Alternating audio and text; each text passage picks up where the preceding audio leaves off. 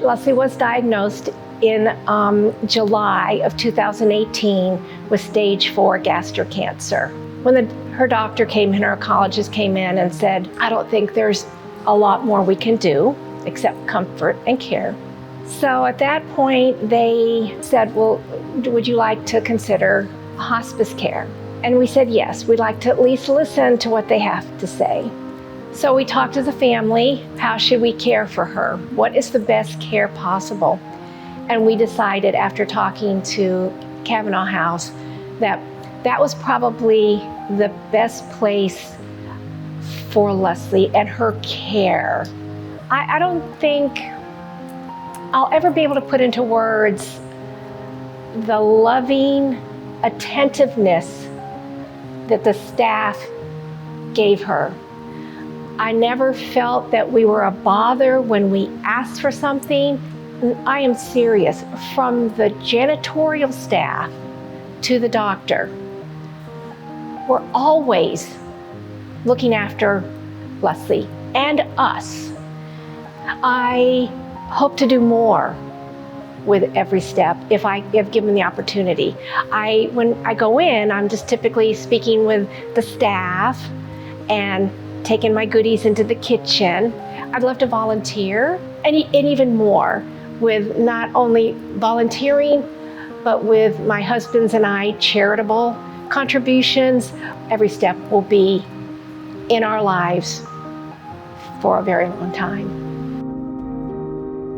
Our grief and loss services include hospice care, palliative care, our bereavement services, and also within the same realm as our home care services. So Amanda the Panda provides peer-to-peer connection as one of our primary focuses. A lot of times people want individual support, which is also helpful, but you cannot replicate the peer-to-peer connection that happens in our programs. When you get to meet somebody that has experienced similar losses, it is very healing. We did our grief through photography. The different prompts that they received each day that were words that had to do with grief.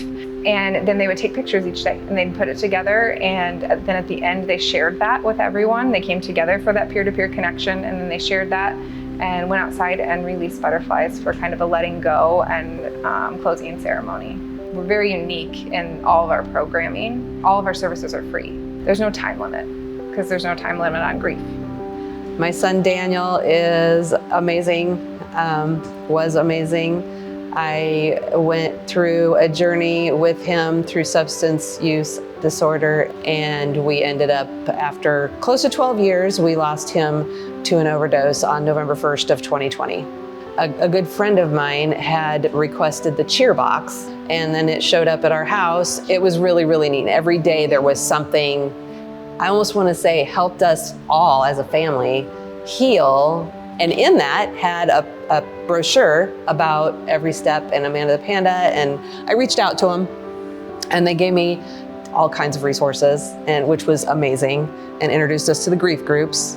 And they have educated us through what grief looks like and how it's okay to not be okay, and it's okay to cry, and it's okay to talk about it, and especially surrounding overdose and the stigma that goes with that. So that's really, really important.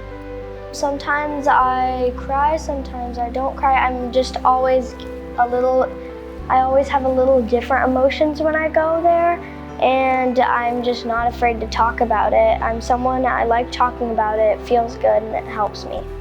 And when I'm around the other kids, it just makes me feel happy because I know that there's other people and it's not just me. It's just been really neat to see her heal through the different avenues and the different things that not just that they teach you or talk about, but the things that they actually hands-on do together. It's done wonders for me to see what it's done for her, just because I want her to be okay. And I think she's doing pretty darn good.